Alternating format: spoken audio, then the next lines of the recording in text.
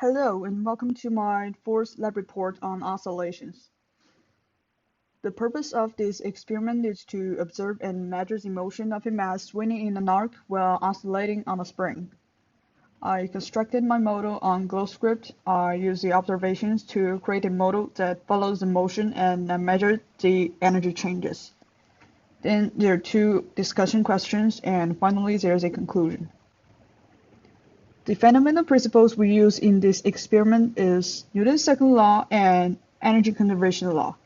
In Newton's second law, we know that delta P equals to F times delta T, and in energy conservation law, the system includes the Earth's mass and the spring.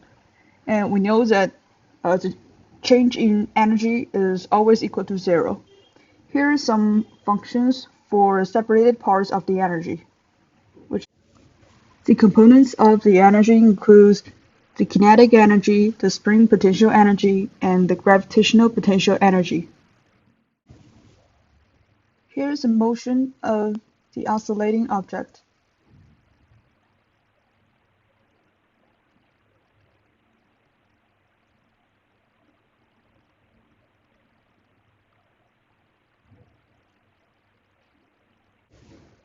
The observed data here includes the gravitational force, which is the mass times g, the spring constant k, which we could get from the equation of T equals to 2 pi times square root m over k, and in this case we get that the spring constant is 5.76 Newton per meter, and the relaxed length of the spring is 0.016 meter. And this part of the code does most of the calculations and takes in data.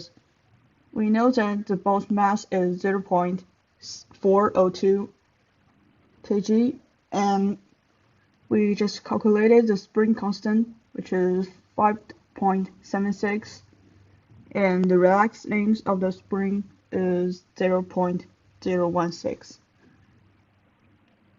This part of the code does the graphing. On line 93 to 96, we're applying the fundamental principles. These are the calculations of the kinetic energy, the gravitational energy, and the spring potential energy. And there's the total energy. Here in the while loop, on line 120 to 130, these are based on the gravitational and spring force at each time step. These update the net force, velocity, and position of the object. And this part of the code updates the kinetic energy and the change in kinetic energy, the gravitational potential energy and delta UG, the spring potential energy, and the change in spring potential energy. Now our program is ready to run.